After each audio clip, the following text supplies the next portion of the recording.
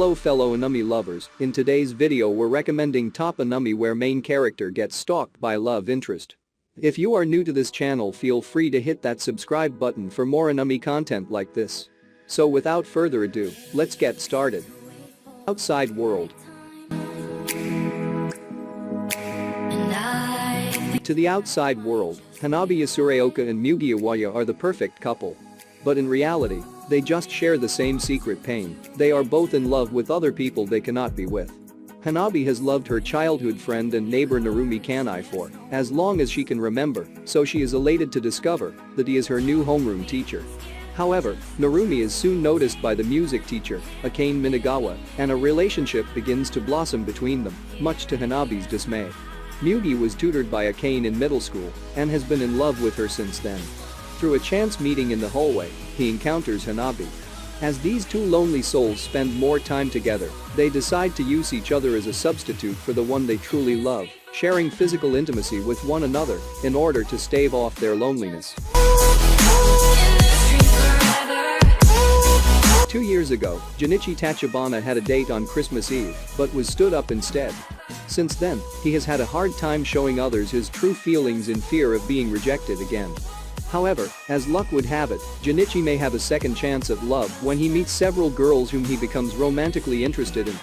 Haruka Morishima, the energetic and popular upperclassman with a love for cute things, Kaoru Tanamachi, his childhood friend who harbors secret feelings for him, Sei Nakata, the timid transfer student who is shy around men, Ai Nanosaki, a girl on the swim team who has a bad first impression of Junichi, Rohoko Sakurai, a childhood friend with a love for sweets, and Tsukasa Ayatsuji, a seemingly perfect class representative who has a hidden dark side. As Christmas Eve approaches, Junichi can only hope that this will be the year he will finally spend the holidays with the one he truly loves. With the introduction of strict new morality laws, Japan has become a nation cleansed of all that is obscene and impure. By monitoring citizens using special devices worn around their necks, authorities have taken extreme measures to ensure that society remains chaste. In this world of sexual suppression, Tanyukichi Akuma, son of an infamous terrorist who opposed the chastity laws, has just entered high school, offering his help to the student council in order to get close to President Anna Nishikamiya, his childhood friend and crush. Little does he know that the Vice President AMAGAMI has a secret identity. Blue Snow, a masked criminal dedicated to spreading lewd material amongst the sheltered public, and Tanyukichi has caught the girl's interest due to his father's notoriety. Soon, Tanyukichi is dragged into joining her organization called SOX, where he is forced to spread obscene propaganda, helping to launch an assault against the government's oppressive rule. With their school set as the first point of attack, Tanyukichi will have to do the unthinkable when he realizes that their primary target is the person he admires most. After mustering up the courage to propose to a girl in an online game, naive Otaku Hideki Ryujin Nishimura is devastated when she flat out rejects him. To make matters worse, the girl reveals that she is actually an older man in real life. With his dreams crushed and his heart broken, Ryujin comes to an abrupt decision in the midst of his raging fit. He will never trust another girl in an online game again. Years later, Ryujin is now in a guild with 3 other players, one of whom possesses a female avatar by the name of Eiko. Eiko is deeply in love with Ryujin and wants to marry him. Although he entertains the possibility that she might be a guy, Ryujin accepts her proposal, claiming that her gender doesn't matter as long as she is cute in the game. However, after a discussion between guild members that led to all of them having an offline meeting, Ryujin finds out that Eiko, along with the other members, are not just girls, but also his schoolmates. 22-year-old college dropout Tatsuhiro Satu has been at Hikikomori for almost 4 years now. In his isolation, he has come to believe in many obscure conspiracy theories, but there is one in particular which he holds unshakable faith in. The theory that the evil conspirator behind his shut-in NEET, not in employment, education or training, status, is the Nihon Hikikomori Kaiakai, NHK, an evil and secret organization dedicated to fostering the spread of hikikomori culture.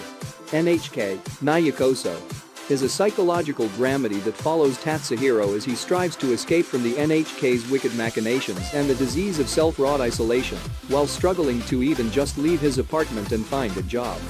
His unexpected encounter with the mysterious Misaki Nakahara might signal a reversal of fortune for Tatsuhiro, but with this meeting comes the inevitable cost of having to face his greatest fear: society. When a strange girl named Guri comes knocking at Seiji Aino's door, he quickly finds himself thrust into a world of romantic troubles. Claiming that she will die if he doesn't kiss someone within 24 hours, Guri's pleas of desperation are misunderstood as pleas for love, leading Seiji to kiss the cute stranger that came barging into his house. In actuality, it turns out that this cosplaying Cupid is the wielder of a kiss note, in which any pairing of names she writes will kiss and become a couple. Guri explains that she misspelt and accidentally wrote Seiji's name while indulging in her yaoi fantasies, but because she had yet to pair him with anyone, their kiss was meaningless. Even worse, Guri reveals that if Seiji is not coupled with anyone soon, not only will she die, but Seiji will remain a virgin for eternity. Eager to escape his fate, Seiji sets his sights on the beautiful and popular Akane Hiyama. But after Akane hears that he kissed Guri, she reveals the obsessive and psychopathic feelings that she holds for the unfortunate boy and proceeds to viciously attack them. In the ensuing confusion, Guri is able to pair Seiji with Akane in the kiss note, temporarily saving Seiji from any further bodily harm. But to complicate matters, Guri's newfound feelings lead her to also pair the two of them with herself. Just when the situation could not get any more convoluted, this new coupling with Guri has turned Seiji and Akane into temporary angels, forcing them into assisting the Cupid with her work of pairing humans, lest they be cast into hell. With all semblance of normality snatched from his life, Seiji gets to work at matchmaking with these eccentric girls by his side. Hated by everyone around him, Sei Honda goes about his high school life regarded as an outcast, or at least that's what he believes. In reality, Sei is the most popular student on campus, revered by all for his incomparable calligraphy skills, good looks, and cool personality. However, due an endless series of misunderstandings, Honda perceives the worship he receives from his legions of fans as bullying, leading the school's idol to shut himself off from the rest of his classmates. But distancing himself from his peers doesn't deter them from adoring him. In fact, his attempts at drawing attention away from himself often end up unintentionally converting even the most skeptical of students into believers. Fashion models, shut-in delinquents, obsessive fangirls, and more, none can stand against the brilliance that is Sei Honda. In present times, gods and demons coexist together with humans after the door between each of these worlds had opened. Tsuchimi Rin is a normal young high school student attending Verbena Academy, spending his days living peacefully with his childhood friend Keed. Unexpectedly, one day the king of gods, the king of demons and their families, move in to be Rin's next-door neighbors. Apparently the daughter of the gods, Sia, and the daughter of the demons, Narine, are both deeply in love with Rin, after having met him in the past. Along with his playful friendship with upperclassman Asa and his encounter with the silent but cute Primula, Rin has much on his hands dealing with the affections of each of these girls. Based on the Airage by Navel. I don't need no other colors in my life. For the Takakura family, destiny is an ever-spinning wheel, pointing passionately in their direction with equal tides of joy and sorrow, before ticking on to the next wishmaker. With their parents gone, twin brothers Kanba and Shaoma live alone with their beloved little sister Himari, whose poor health cannot decline any further.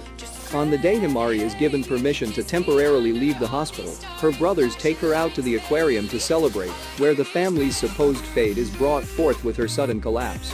However, when Himari is inexplicably revived by a penguin hat from the aquarium's souvenir shop, the hand of fate continues to tick faithfully forward. With her miraculous recovery, though, comes a cost. There is a new entity within her body, whose condition for keeping her fate at bay sends the boys on a wild goose chase for the mysterious penguin drum. In their search, the boys will have to follow the threads of fate, leading from their own shocking past and into the lives of other wishmakers, vying for the penguin drum, all hoping to land upon their chosen destiny.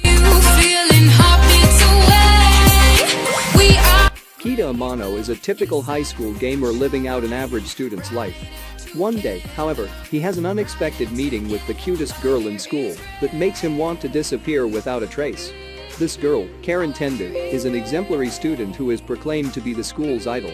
She discovers that Amano is a gamer, and this newfound knowledge incites a passionate desire within her to recruit him into the game club. Upon visiting the club, Amano is forcefully made aware of a side to gaming wildly different than the one he loves so dearly. Tengu's interest in Amano begins shaking up what was once an uneventful life, filling it with spontaneity, awkwardness, and a little bit of mayhem. As a result, every day becomes a comical battle for Amano's sanity as he tries to adapt to these wild, unexpected changes.